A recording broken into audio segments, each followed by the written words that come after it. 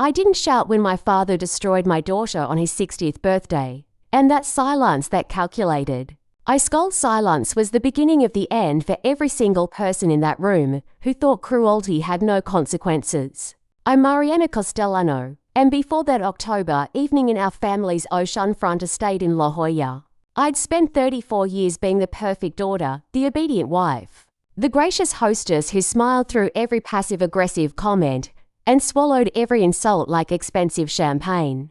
My father, Richard Castellano, built a commercial real estate empire worth somewhere north of $800 million.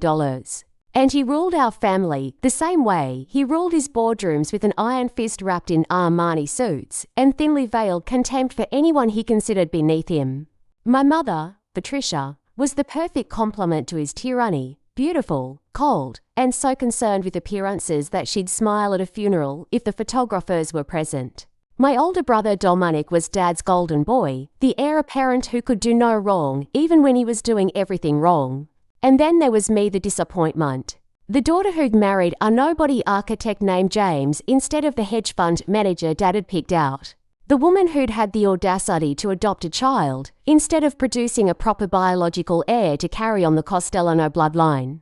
My daughter Sophie had been with us for 8 months when Dad's birthday party happened. -1 month of James and me watching this scared 7-year-old transform into a giggly, confident little girl who finally believed she deserved to be loved. She'd spent the first 6 years of her life in the California foster system, bouncing between homes that ranged from neglectful to abusive. And the trauma had left marks that no amount of therapy or patience could erase overnight. But she was trying, she was trying so hard to be part of our family, to fit into this world of privilege and expectations that must have felt like landing on an alien planet. The party was everything you'd expect from Patricia Castellano, 200 guests in black tie, a live orchestra, enough champagne to float a yacht, and an ice sculpture of Dad's company logo that probably cost more than most people's cars. James and I'd arrived with Sophie in tow, and I'd spent the first hour running interference between my daughter and various relatives who looked at her like she was a rescued puppy I'd brought to a cat show. Sophie had worn her favourite dress, this purple thing with sparkles that she'd picked out herself at Target, which earned Snickers from my cousin's kids who were all wearing custom-made outfits from boutiques in Beverly Hills. I'd seen her face fall when she realised her dress wasn't right, seen her try to hide behind me. And I'd knelt down and whispered that she looked like absolute royalty and anyone who said different was just jealous. She'd smiled then, that tentative smile that broke my heart and filled it back up all at once. James had squeezed my shoulder, and we'd walked into that party determined to show our daughter that she belonged, that this family would accept her, that blood didn't matter when it came to love. We were naive. We were stupid. And we were about to learn exactly how wrong we'd been about everything. The gift ceremony happened around 9, after dinner and speeches that were really just thinly veiled brags about Dad's business, success, and generosity. Various family members presented their offerings: expensive watches, vintage wine, golf club memberships, the kind of gifts you give someone who already has everything and doesn't actually need anything. Sophie had been working on her card for weeks, writing and rewriting a poem in her careful, wobbly handwriting about finding a family and feeling safe and loving her new grandpa. She'd decorated the card with drawings of our family, including Dad with his signature scowl that she'd somehow made look almost friendly. I'd helped her with some of the spelling, but the words were all hers, genuine and sweet, and so full of hope that I'd actually cried when she first showed it to me. James had gotten a little choked up too, and we'd both agreed it was perfect. That Dad would see how hard she'd tried. That maybe this would be the bridge between Sophie and the extended family that had been so resistant to accepting her. When it was our turn to present gifts, Sophie had insisted on going up alone. She wanted to be brave, wanted to show everyone she could do this, and I'd been so proud watching her walk up to the front of the room with that card clutched in her small hands. But here's what I didn't know then. What I wouldn't discover until much later when I started pulling threads and unraveling secrets. My father had never wanted us to adopt Sophie, and he'd been actively working behind the scenes to sabotage the adoption from the moment we'd mentioned it. He'd hired a private investigator to dig up dirt on Sophie's biological parents, hoping to find something scandalous enough to make us reconsider. He'd called in favours with judges to slow down our paperwork. He'd even contacted the adoption agency under a fake name to plant doubts about our suitability as parents. All of this I would learn later, piece by piece, as I dismantled his empire and his reputation with the same precision he'd used to build them. But in that moment, standing in that ballroom watching my daughter approach my father with nothing but love and hope in her eyes, I had no idea that his cruelty wasn't spontaneous, it was calculated. Designed to wound her so deeply that she'd beg to go back to foster care. And we'd be free to try for a biological child who'd be worthy of the Costellano name. Sophie handed Dad the card, her voice small but clear. "I made this for you, Grandpa. It's a poem about our family." The room had gone quiet, everyone watching this moment with varying degrees of interest and judgment. Dad took the card, glanced at it for maybe 3 seconds, and then something shifted in his face. It wasn't confusion or surprise, it was disgust, pure and undiluted. He held the card between 2 fingers like it was contaminated, looked directly at Sophie, and said in a voice loud enough for everyone to hear, "We'll never be your family. You're not a Costellano, you'll never be a Costellano, and honestly, I wish you'd stayed in whatever orphanage they pulled you from. At least then we wouldn't have to pretend to care about some stranger's throwaway kid." The room didn't just go silent, it went dead. 200 people collectively holding their breath, shocked even by Dad's standards of cruelty. Sophie's face crumpled, tears streaming down her cheeks as she stood frozen in front of him. James started moving toward her, his face dark with rage. My mother was staring at her champagne glass like it held the secrets of the universe. Dominic was smirking, actually smirking, like Dad had just told a hilarious joke. And me. I felt something inside me snap. Not loudly, but completely, like a frozen lake giving way under too much weight. I didn't shout. I didn't cry. I didn't make a scene. I walked calmly to the front of the room, picked up my daughter, and held her while she sobbed into my shoulder. Then I turned to face my father, and when I spoke, my voice was so quiet that people in the back rows leaned forward to hear. "You're absolutely right, Dad. Sophie will never be a Costellano. Because Costellanos are cruel, small-minded people who measure worth in dollar signs and bloodlines. Sophie is going to be so much better than that. She's going to be kind and compassionate, and everything this family has forgotten how to be." I paused, letting that sink in, watching his face redden with anger at being called out in front of his guests.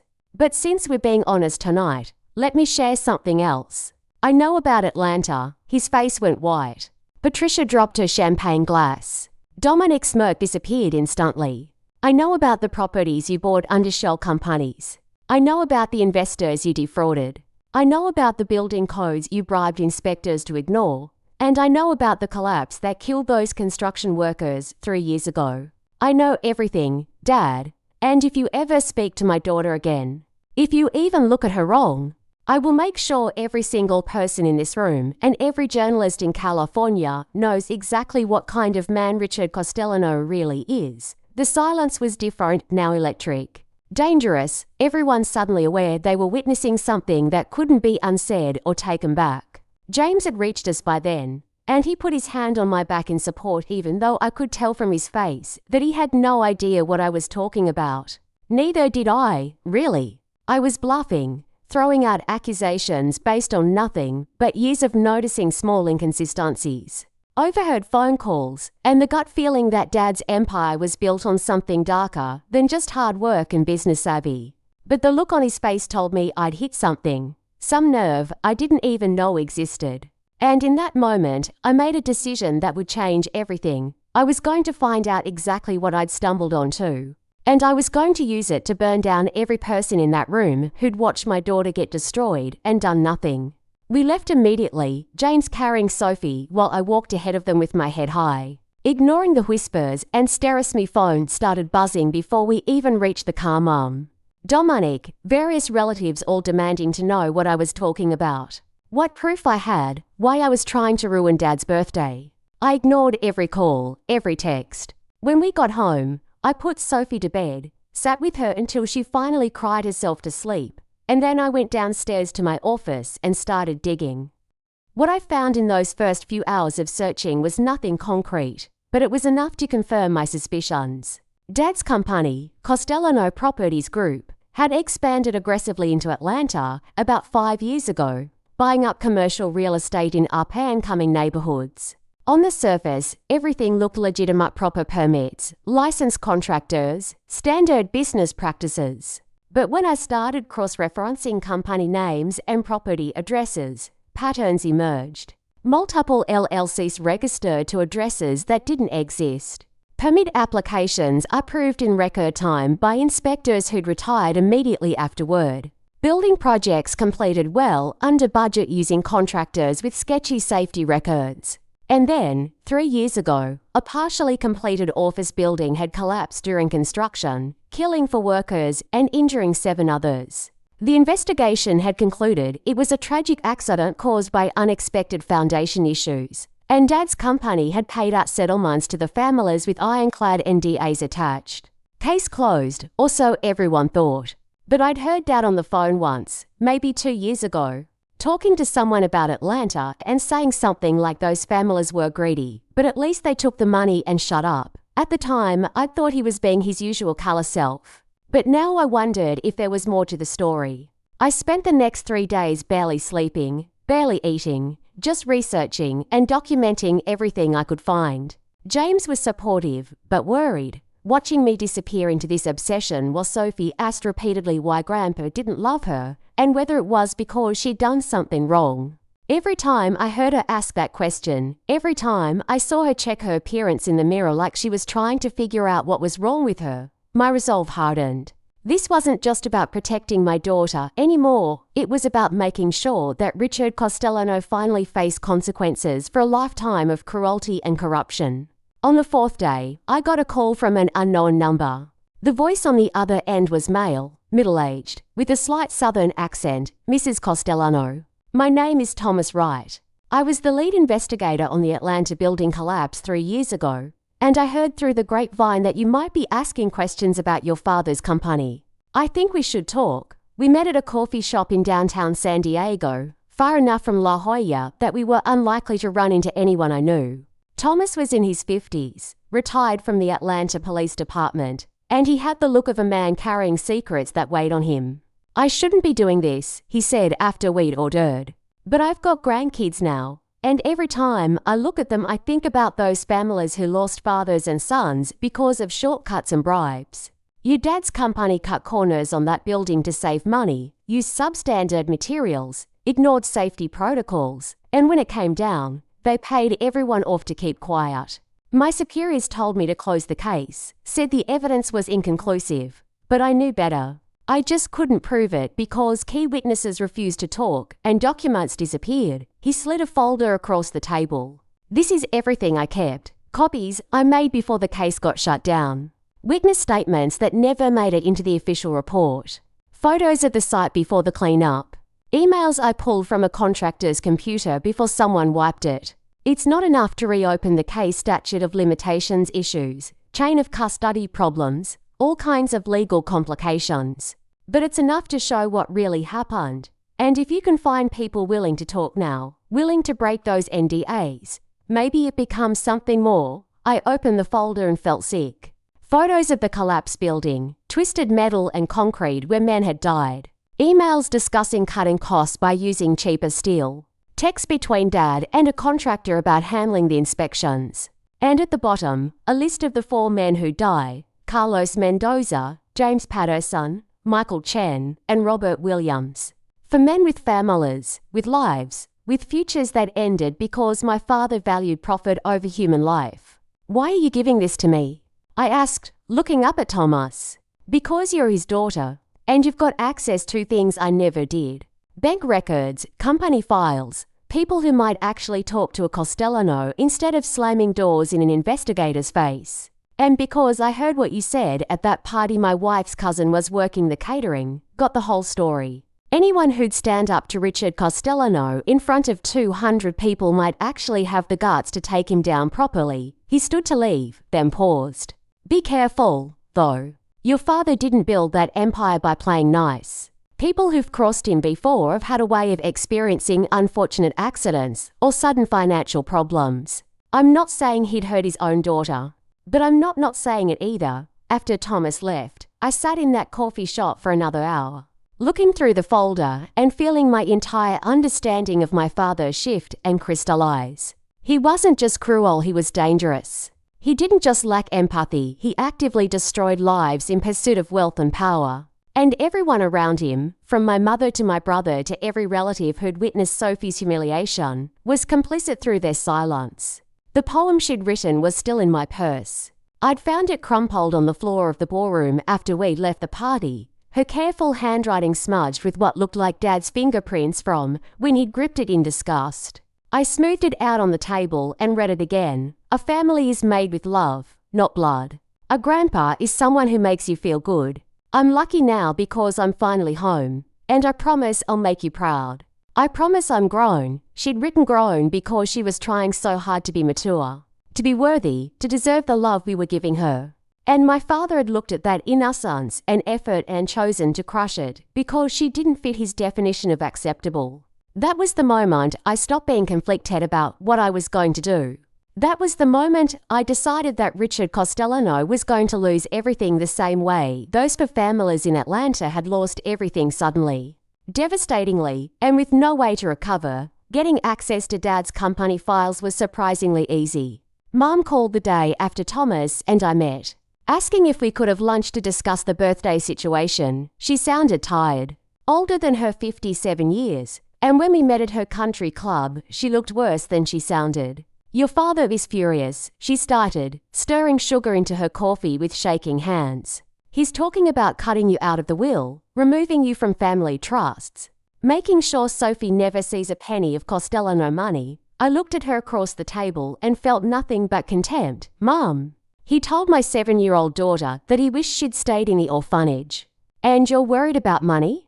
She had the grace to look ashamed. It was cruel, I know. Richard can be difficult. But Oriana, that accusation you made about Atlanta, do you have any idea what you've done? People are asking questions. Investors are nervous. And if there's any truth to what you said, she stopped, realizing she'd revealed more than she intended. So there is truth to it, I said quietly. Mom, did you know? About the collapse, about the bribes, about Dad's company killing those workers. She looked away, out at the golf course where perfectly groomed men were playing a perfectly meaningless game. I knew something happened in Atlanta. Richard was stressed for months afterward, making phone calls at odd hours, meeting with lawyers constantly. But he told me it was handled, that it was just an unfortunate accident and business complications. I didn't ask questions because she stopped again. Because you didn't want to know, I finished for her. Because as long as you had your country club membership and your charity galas and your friends telling you what a wonderful life you had, you didn't care how Dad made the money that paid for it all. She turned back to me, and there were actually tears in her eyes. What do you want me to say, Oriana? That I'm a coward. That I traded my conscience for comfort. Fine, I'll say it. But you have no idea what it's like being married to Richard Costellano for 35 years. You have no idea the things I've had to accept, the compromises I've made, the person I've become just to survive in that house. For the first time in my life, I felt something like sympathy for my mother. Then help me, I said. Help me make this right. Give me access to Dad's home office, to his files, to anything that might prove what happened in Atlanta. Help me protect Sophie from ever having to see him again. And maybe you can salvage some piece of who you used to be before you married him. She was quiet for a long time, wrestling with something. Finally, he has files. In his office at the house, in a safe behind the bookshelf. I know the combination because I found it written down in his desk drawer years ago. He's arrogant enough to think nobody would dare look.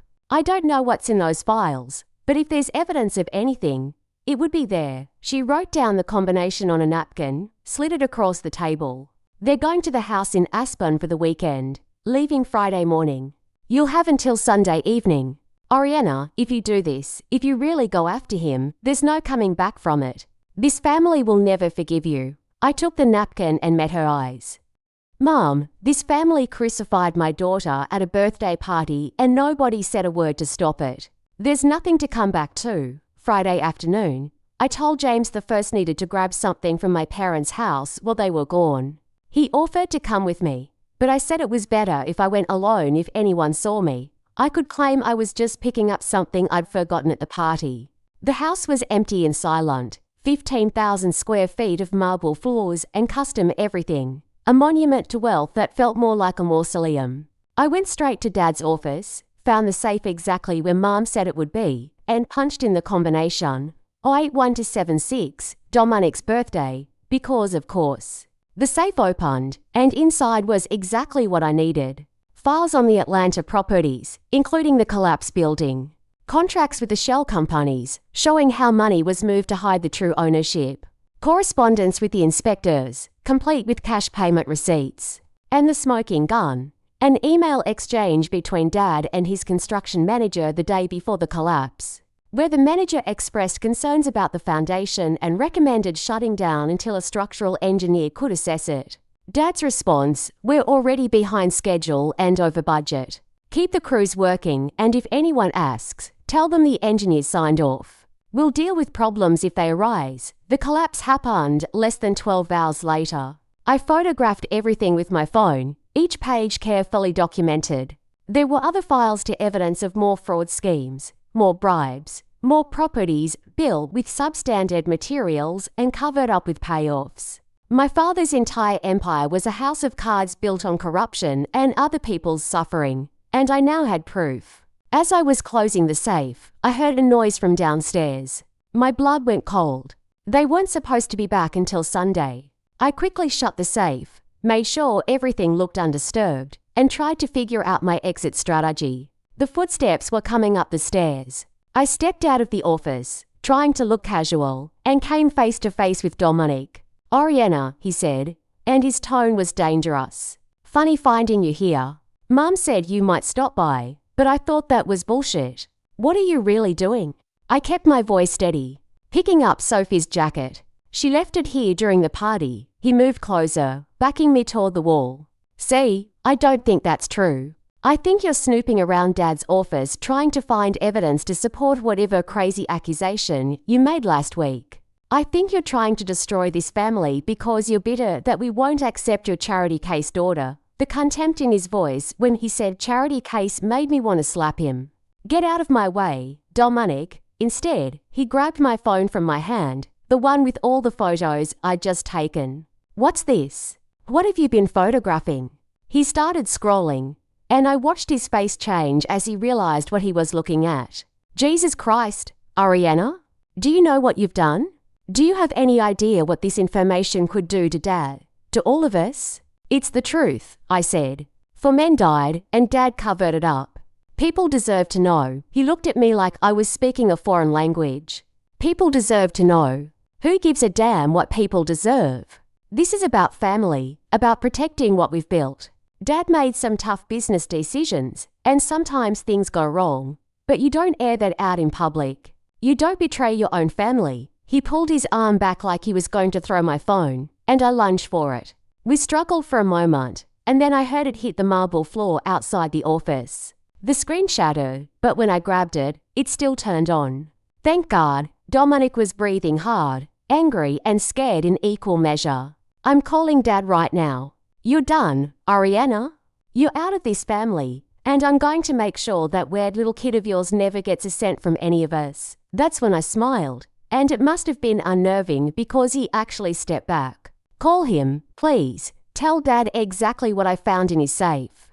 Tell him I have photographs of everything, and they're already backed up to 3 different cloud services that he can't access. Tell him that if anything happens to me, to James, to Sophie, or if he makes any move to retaliate, those photos go to the FBI, the Atlanta District Attorney, every major news outlet in California, and the families of every man who died in that building collapse. Tell him he has 48 hours to transfer $10 million to a trust fund for Sophie that he can never touch or control, and to sign a legally binding agreement that he will never contact us again. And tell him that if he agrees to those terms, I'll sit on this information forever. But if he refuses or tries anything stupid, I will dedicate the rest of my life to making sure Richard Costellano becomes synonymous with corporate corruption and manslaughter." Dominic was staring at me like he'd never seen me before. And honestly, he hadn't. He'd only ever seen quiet, obedient Oriana who swallowed insults and kept the peace. He'd never seen the woman who'd built and sold to successful businesses before marrying James. He'd never seen the mother who would walk through fire for her child. He'd never seen someone who was done playing by the family's rules. "You're bluffing," he said, but his voice shook. "Maybe," I replied. "But are you willing to bet Dad's entire empire on that?" "Because I promise you, Dominic, I have nothing left to lose." Dad made sure of that when he destroyed my daughter in front of 200 people. "So make the call. And then get out of my way before I add assault charges to the list of things I'm collecting." He pulled out his phone and called Dad right there, relaying everything I'd said, while I stood there meeting his eyes without blinking. I could hear Dad shouting on the other end, a stream of profanity and threats that would have terrified me a week ago, but now just sounded like the tantrum of a man who'd finally met consequences. When Dominic hung up, he looked at me with something that might have been respect if it wasn't so mixed with hatred. He said he needs to talk to his lawyers. He said to tell you not to do anything until you hear from him. I picked up my broken phone and walked past him toward the stairs. 48 hours, Dominic. The clock's already ticking.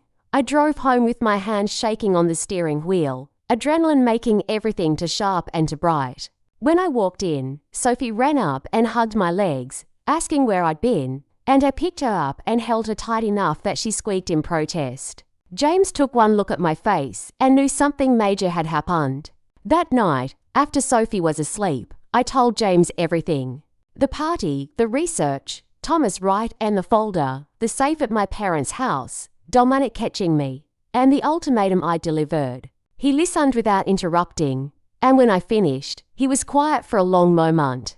"Are you sure about this?" he finally asked. "Once you go to war with your family, there's no neutral ground left." I thought about Sophie's poem, about her asking if it was her fault Grandpa didn't love her, about the way she'd started checking her appearance in every reflective surface like she was trying to find the flaw that made her unlovable. I thought about those 4 men in Atlanta and their families waking up every day for 3 years knowing the people responsible for their deaths had bought their silence and walked away. I thought about my mother's confession that she'd chosen comfort over conscience. And I thought about the kind of person I wanted to be, the kind of mother I wanted to be, the kind of example I wanted to set for my daughter about standing up to bullies even when those bullies were your own blood. "I'm sure," I said, "even if it costs me everything else. I'm sure." James nodded and took my hand. "Then I'm with you, whatever happens." The call came 36 hours later. Not from Dad, but from his lawyer, a shark named Victoria Brennan who'd been handling Costellano family business for 15 years. "Mrs. Costellano," she started, her voice professionally cold.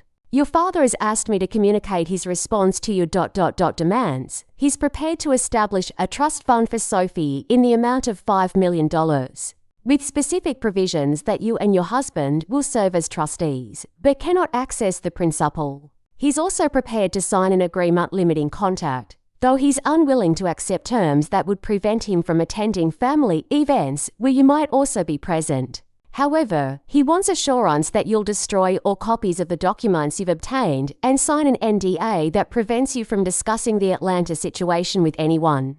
Ever, I'd been expecting this, the negotiation. The attempt to buy me off with less than I'd asked for while still maintaining some control. "That's not acceptable," I said calmly. 10 million, not 5.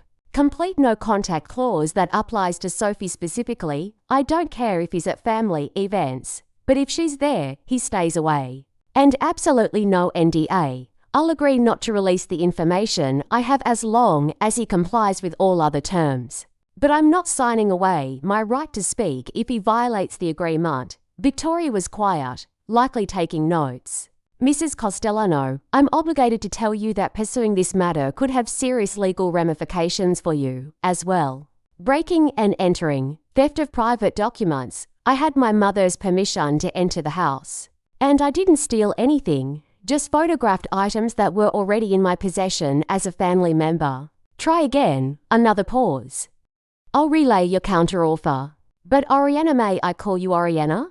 I need to be frank with you. Your father is extremely angry, and when Richard Costellano gets angry, people tend to suffer consequences. I've seen him destroy business partners who crossed him, seen him ruin careers, seen him turn entire families into pariahs in this community. Whatever you think you're going to accomplish here, whatever justice you think you're serving, I can guarantee the cost will be higher than you expect. I thought about that for a moment. About the implicit threat buried in her warning. Victoria, can I be frank with you? Your client told my adopted daughter that he wished she'd stayed in an orphanage. He built a building that collapsed and killed for men, then covered it up with bribes and payoffs. He spent his entire life bullying and manipulating everyone around him with money and intimidation. And you know what? I'm done being scared of him. So you can relay my terms, and he can accept them. Or I can start making phone calls to the FBI and the Los Angeles Times, and we can see how this plays out in court and in public. Either way, I'm not backing down. She hung up without saying goodbye. James, who'd been listening from the doorway, came over and wrapped his arms around me from behind. You're terrifying when you're protective, he said. Remind me never to threaten our daughter. I leaned back into him, letting his strength support me. Do you think I'm doing the right thing? Or am I just being vengeful and dressing it up as justice? He turned me around so we were facing each other. I think you're being a mother. I think you're making sure Sophie grows up knowing that when people hurt her, there are consequences. I think you're making sure for families in Atlanta might finally get some acknowledgement of what was taken from them. And yeah, maybe there's some revenge in there too, but honestly, after what your father did, a little revenge seems pretty justified. The next morning, Victoria called back. Your father accepts your terms with one modification. The no contact clause expires when Sophie turns 18. At that point, if she chooses to have a relationship with him, the agreement won't prevent it. He's also adding a clause that you'll submit to mediation before releasing any information, giving him 30 days to respond to any alleged violations. Do we have a deal? It wasn't everything I wanted, but it was enough. Deal, draw up the papers. The trust was established a week later, and Dad signed the agreement in Victoria's office without saying a word to me. I was there with James and our own lawyer, and the whole thing took maybe 15 minutes. As we were leaving, Dad finally looked at me. You're going to regret this, he said quietly. You've chosen that child over your entire family, and one day you'll realize what you've lost. I met his eyes and smiled. Dad, I realized what I lost the day I watched you destroy a little girl's heart because she didn't meet your standards of acceptable. And you know what? I'm not sorry to lose it. The only thing I regret is not seeing who you really were a long time ago. We walked out into the California sunshine, and for the first time in weeks, I felt like I could breathe. Sophie was home with a babysitter, probably drawing or playing with her dolls, completely unaware that her future had just been secured, and her grandfather had just been permanently removed from her life. That night, James and I took her out for ice cream. And as we sat there watching her attack a chocolate sundae with the single-minded focus that only kids can muster, my phone buzzed with a text from an unknown number. This isn't over. He's planning something. Be careful. T. Thomas Wright, the investigator. My stomach dropped as I realized that getting the agreement signed might have just been the opening act, and whatever Dad was planning in retaliation was still coming. I looked at Sophie, at James, at the life we'd built together that suddenly felt more fragile than I'd realized, and I understood that the real fight hadn't even started yet. Because men like Richard Costellano don't accept defeat, they just regroup and attack from a different angle. And whatever was coming next, whatever he had planned in the darkness of his rage and wounded pride, I was going to have to be ready for it. The question was, ready for what? Thomas's warning text haunted me for 3 days. But nothing happened, no mysterious calls, no suspicious cars following us, no overt threats from Dad or anyone in the family. The silence was worse than action would have been because it meant he was planning something calculated, something that would hurt in ways I couldn't predict or defend against. James suggested we hire security, maybe a private investigator to keep tabs on Dad's movements. But I vetoed it because that felt like admitting I was scared. Like giving Dad the satisfaction of knowing he still had power over me. Instead, I focused on Sophie, on making sure she was healing from the birthday party trauma, on building a life for her that was so full of love and security that what my father had said would eventually become just a bad memory instead of a defining wound. We started weekly therapy sessions for her with Dr. Lisa Chen, a child psychologist who specialized in adoption trauma. And slowly, so slowly, Sophie began to believe again that she was wanted, that she belonged, that one cruel old man's words didn't define her worth. It was a Tuesday afternoon in late November when everything changed. Sophie was at school, James was at a client meeting, and I was working from home on a design project when my doorbell rang. Through the security camera, I saw a woman in her 30s, Hispanic, professionally dressed, holding a large envelope. I opened the door cautiously. "Mrs. Costellano. Ariana Costellano?" Her voice was shaky, nervous. "My name is Aylana Mendoza. I'm Carlos Mendoza's daughter. He was one of the men who died in the Atlanta building collapse. I need to talk to you about your father." My heart stopped. I invited her in, made coffee neither of us drank, and listened as she told me a story that made my blood run cold. 3 weeks ago, Aylana started, twisting her hands together. "I got a call from a lawyer representing your father's company. They said there'd been an accounting error regarding my father's death settlement, that they'd underpaid us by $50,000, and they wanted to make it right. All I had to do was sign some paperwork acknowledging receipt of the additional funds. It seemed weird why now, 3 years later. But $50,000 is a lot of money for my family, so I agreed to meet with them." She pulled documents from her envelope, spread them on my coffee table. "But when I got there, the paperwork wasn't about $50,000. It was about you. They had photographs of you entering your parents' house, timestamps, everything. The lawyer said your father knew you'd stolen confidential business documents, and he was building a case against you for corporate espionage and theft. They said if I testified that you'd contacted me trying to get information about the collapse, trying to manipulate grieving families into lying about what happened, they'd not only give me the $50,000, but another $100 on top of it. And if I refused, they'd revisit the original settlement, claim I'd violated the NDA by talking to people about the case, and sue me for everything we'd received."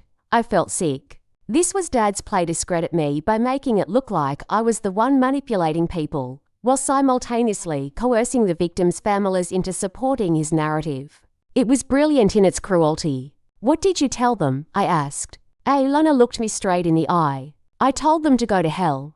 My father died because your father's company cut corners and ignored safety warnings. I signed that NDA 3 years ago because my mother was drowning in medical bills and we were about to lose our house. But I've regretted it every single day since. So when they tried to use my father's death to hurt someone who was actually trying to expose the truth, that's when I decided enough was enough." She pushed another document toward me. "This is my NDA. I'm breaking it right now by showing it to you. Which means your father's company can sue me for the full settlement amount, plus penalties. We're talking close to $300,000. But I don't care anymore. If there's any way to make sure what happened to my father actually means something, if there's any chance to stop your father from doing this to someone else, then whatever happens to me is worth it." I was crying now, couldn't help it. This woman was risking financial ruin because of principles, because of justice, because she refused to let my father turn her into a weapon against me. "Aylana, I can't let you do this. If they sue you, they're going to sue me anyway," she interrupted. That lawyer made it clear that refusing their offer meant I was choosing sides, and there would be consequences. So I'd rather have those consequences come from doing the right thing than from being a coward. She pulled out her phone, showed me a recording app. I recorded that whole meeting with the lawyer. I don't know if it's legal. I don't know if it's admissible in court, but I've got them on tape trying to bribe me into giving false testimony and threatening me if I refused. That's got to be worth something, right? It was worth everything. With Eleanor's recording and her willingness to break the NDA, I suddenly had leverage I hadn't even known. I needed proof that Dad wasn't just defending himself. He was actively trying to silence victims and frame me for crimes I hadn't committed. But it also meant I needed to move faster than I'd planned, needed to go public with everything before he could destroy Aylana and intimidate the other families into silence. "Aylana, I need you to talk to someone. A former investigator named Thomas Wright. He worked your father's case originally, and he's been helping me build evidence against my father. With your testimony and this recording, combined with what we already have, we might finally be able to get justice for your dad and the other men who died." She nodded, and I could see relief wash over her face. She'd been carrying this alone, terrified and uncertain, and now she had allies. We exchanged numbers, and I promised to connect her with Thomas by the end of the day. After she left, I immediately called Thomas and filled him in on everything. "This changes the game," he said, and I could hear excitement in his voice. With the victim's family member willing to testify in evidence of witness tampering, we can take this to the FBI, corporate fraud, bribery, obstruction of justice, maybe even manslaughter charges if we can prove your father knew about the safety issues and ordered work to continue anyway. Oriana, this could actually work, but there was a catch, and Thomas laid it out bluntly. Your father's going to know Aylana talked to you the second his lawyers realize she's not taking their deal. He's going to escalate, going to try to discredit both of you before this gets any traction. You need to be prepared for him to go nuclear leak things about your personal life, attack your reputation, maybe even try to challenge your adoption of Sophie to make you look unstable. Whatever you think he won't do, he'll do it. The attack came even faster than I expected. That night, as James and I were putting Sophie to bed, my phone exploded with notifications. Mom had posted on Facebook, Mom, who barely knew how to use social media long, emotional message about how she was heartbroken to see her daughter struggling with mental health issues and making false accusations against her loving father. The post was carefully worded to sound concerned rather than accusatory, but the implication was clear. I was unstable, unreliable, and my claims about Dad were the product of some kind of breakdown. Within an hour, various relatives had shared it with their own concerned comments. Dominic posted a photo of us as kids with a caption about how sometimes the people we love need help, not enablement. Aunts and uncles I hadn't spoken to in years were suddenly very publicly worried about my well-being and suggesting I seek professional help. It was a coordinated campaign, clearly orchestrated by Dad through Victoria Brennan, designed to preemptively destroy my credibility. If I was mentally unstable, then anything I said about him could be dismissed as delusions or vindictive lies from a troubled daughter. James was furious, wanted to respond immediately, but I stopped him. "Don't engage," I said. "That's what they want. They want us to look defensive and desperate. We respond by staying silent publicly and letting our evidence speak for us privately." The next morning, I got a call from Sophie's school. The principal, Mrs. Anderson, asked if I could come in for a meeting about some concerns that have been raised. My stomach dropped, but I agreed to be there within the hour. Mrs. Anderson's office felt like a trial chamber when I arrived. She was there with the school counsellor, Mr. Hayes, and they both had that expression administrators get when they're about to ruin your day while pretending to help. "Mrs. Costellano, thank you for coming in on short notice," Mrs. Anderson started. "We've received some communications from Sophie's grandfather, Richard Costellano, expressing concern about Sophie's home environment. He's suggested that there may be instability in the household, that you've been exhibiting erratic behaviour, and that Sophie might benefit from additional monitoring and support services." I kept my voice level despite the rage building in my chest. My father hasn't spoken to or seen Sophie since he told her he wished she'd stayed in an orphanage 6 weeks ago. He has no idea what our home environment is like because he's not allowed to have contact with us per legal agreement. Whatever he's told you is manipulation designed to harass me, and I'm frankly shocked that this school would entertain it. Mr. Hayes shifted uncomfortably. "We're mandated reporters, Mrs. Costellano, when we receive information suggesting a child might be at risk. We have to investigate." Mr. Costellano provided some concerning details about your recent behaviour breaking into his home, making wild accusations, exhibiting paranoid tendencies, combined with your daughter's history of trauma and the adjustment challenges of adoption. We felt it was prudent to check in. The implication was clear. They thought I was an unfit mother, that my adoption of Sophie might have been a mistake, that my paranoid accusations about Dad were evidence of mental instability. This was Dad's nuclear option used the school to trigger a child welfare investigation. That would tie me up in bureaucratic hell while he consolidated his position and silenced Aylana and anyone else who might support my claims. I pulled out my phone, pulled up the legal agreement Dad had signed. This is a court-documented agreement in which my father accepts financial terms in exchange for no contact with my family. The reason for this agreement is his abusive behaviour toward my daughter, witnessed by 200 people at his birthday party. His contact with this school is a violation of that agreement, and I'll be forwarding this conversation to my attorney immediately. I stood up. If you have genuine concerns about my daughter's welfare, feel free to contact Dr. Lisa Chen, Sophie's therapist, who can confirm that she's thriving in our home.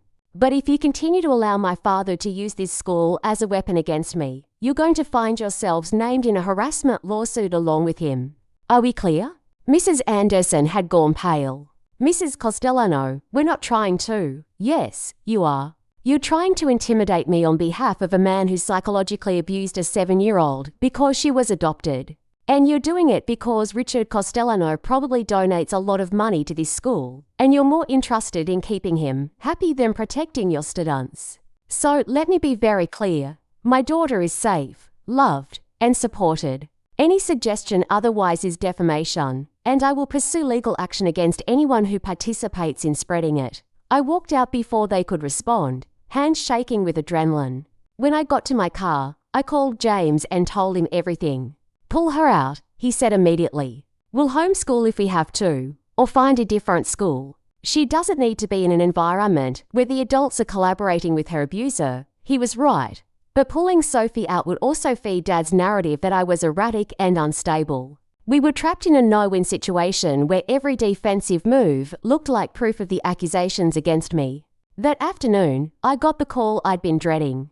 Child Protective Services wanted to schedule a home visit to assess the environment and ensure Sophie's well-being. The caseworker, a tired-sounding woman named Jennifer Park, assured me it was routine. Just following up on a referral from the school, nothing to be concerned about. But I knew better. This was Dad's endgame.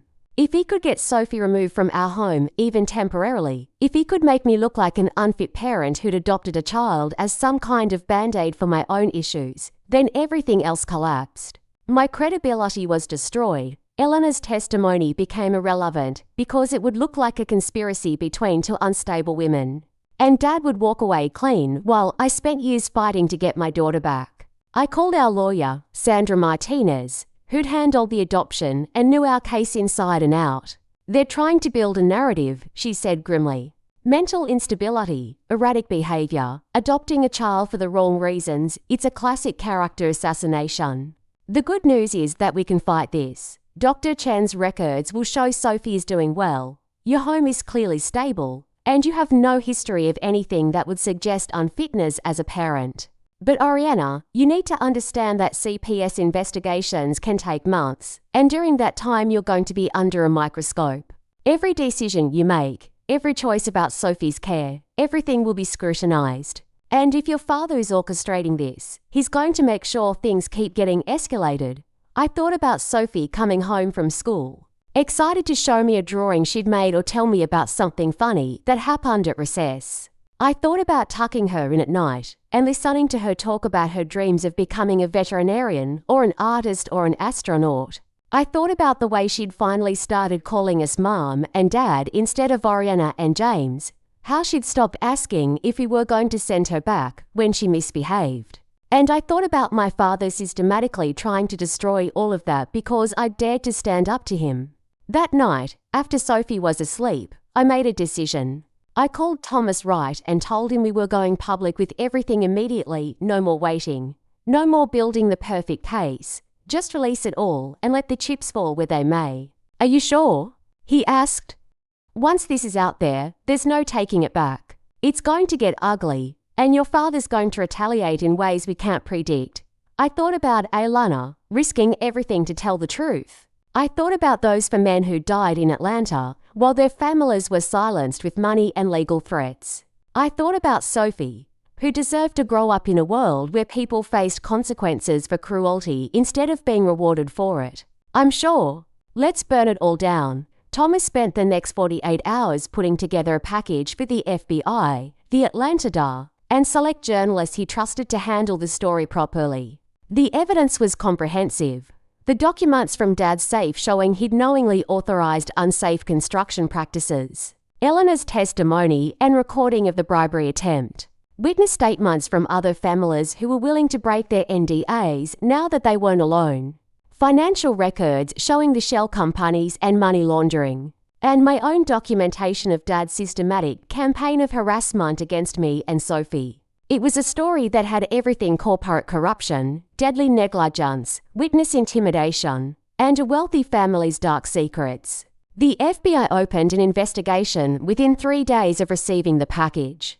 The Atlanta Door announced they were reviewing the building collapse case for possible criminal charges. The Los Angeles Times ran a front-page story under the headline "Castellano Properties Under Investigation for Deadly Building Collapse Cover-Up." And suddenly, my father went from being a respected businessman to a national symbol of corporate greed and corruption. The fallout was spectacular and immediate. Dad's company lost 3 major contracts in the first week alone. Investors started pulling out, nervous about being associated with potential criminal activity. His name got dropped from charity boards and country club memberships. The social circle that had built him up for decades suddenly couldn't distance themselves fast enough, because nobody wants to be photographed with someone who might end up in prison. Mum filed for divorce within 2 weeks of the story breaking, finally finding the courage to leave after 35 years of marriage. She called me, crying, apologizing for everything she'd enabled, every time she'd chosen comfort over conscience. "I'm so sorry, Oriana," she sobbed. "I knew he was cruel, but I didn't know he was dangerous. I didn't know about Atlanta, about those men, about how far he would go. I was so scared of being alone, of losing the life I'd built, that I just looked away from everything that made me uncomfortable. But watching him try to destroy you and Sophie, that's when I finally understood that staying with him made me complicit. I'm sorry I didn't protect you better. I'm sorry I didn't stand up for Sophie at that party. I'm sorry for all of it. I wanted to be angry at her, wanted to hold on to my resentment for all the years she'd chosen Dad over basic human decency. But I also understood that she'd been a victim too, in her own weight, wrapped in a marriage to a man who controlled everything through fear and money. I forgive you, Mum," I said, and realized I meant it. "But forgiving you doesn't mean trusting you again happens overnight. That's something you'll have to earn back, slowly, by showing you've actually changed." Dominic, predictably, chose Dad's side. He doubled down on the family loyalty narrative, gave interviews claiming I'd fabricated evidence and manipulated grieving families for personal revenge, insisted that Dad was being railroaded by a vindictive daughter and a corrupt justice system. He started a website called Castellano Truth, dedicated to exposing the lies about the Atlanta collapse and defending Dad's reputation. It was sad more than anything watching my brother destroy his own credibility and future, trying to protect a man who'd probably throw him under the bus the second it became convenient. The CPS investigation concluded after 6 weeks with a finding of unfounded. There was no evidence of neglect, abuse, or instability in our home, and the allegations appeared to have been made in bad faith as part of a family dispute. Jennifer Park, the caseworker, actually apologized to us. "I'm sorry you had to go through this," she said. "It's clear your daughter is well cared for and thriving. Unfortunately, we have to investigate every report, even ones that seem suspicious, because we can't risk missing a real case. But for what it's worth, you seem like wonderful parents." The school situation resolved itself to Mrs. Anderson called to apologize for how they'd handled Dad's complaints, and to let me know that Richard Castellano had been banned from school property and removed from their donor list. Apparently, once the news stories started breaking about the Atlanta case, the school's legal team had reviewed the situation and concluded they'd exposed themselves to liability by entertaining his complaints. Sophie stayed enrolled, and Mr. Hayes made a point of checking in with her regularly to make sure she felt safe and supported. Slowly, carefully, we rebuilt our normal life while Dad's world crumbled around him. The trial started in April, 8 months after the initial investigation began. The charges were extensive: involuntary manslaughter for the 4 workers who died, corporate fraud, bribery, witness tampering, and about a dozen other counts I couldn't keep track of. The prosecution's case was strong. They had the documents. They had Aylana and other families willing to testify. They had the construction manager who'd sent the warning email and then been paid off to keep quiet. Dad's defense team tried everything, claimed he'd been unaware of the safety issues, that his subordinates had acted without his knowledge, that the emails were taken out of context. But it was hard to explain away an email where he explicitly told someone to keep working despite safety concerns.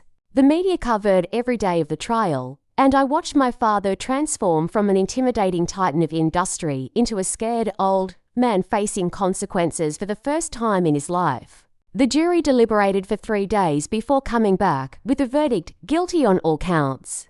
The judge sentenced him to 15 years in federal prison, with the possibility of parole after 10. He also ordered restitution to the victims' families and fines that would effectively bankrupt Castellano Properties Group. As Dad was let out of the courtroom in handcuffs, he looked at me one last time. I expected rage, or hatred, or even defiance. Instead, he just looked tired and old and diminished. I didn't feel triumphant in that moment. I felt sad that it had taken so much destruction for him to finally face accountability. The real victory came 3 weeks after the sentencing, when I got a call from Sophie's school. "Mrs. Castellano, this is Mrs. Anderson. I wanted to let you know that Sophie won our school-wide creative writing contest.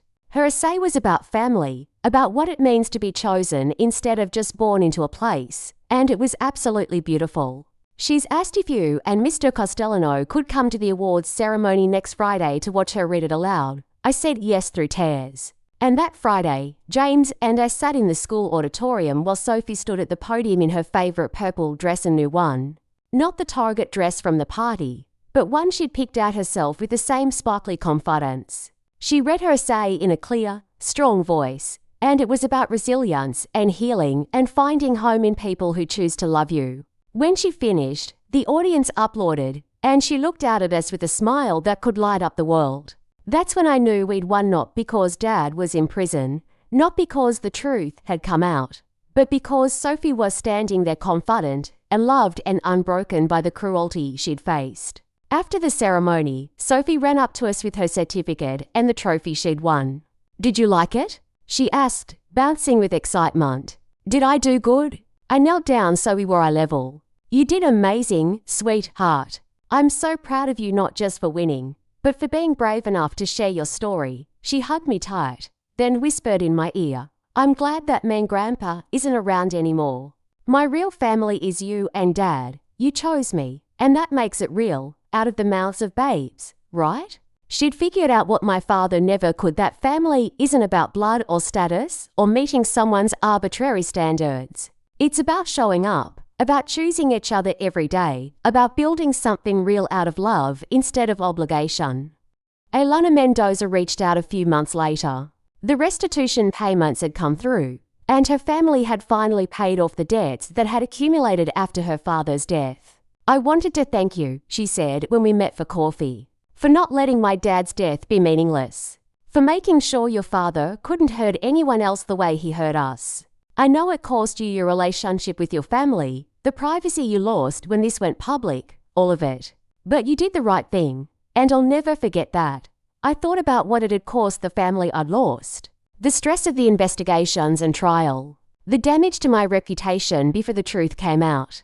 But I also thought about what I'd gained, a relationship with my mother that was slowly becoming genuine instead of performative.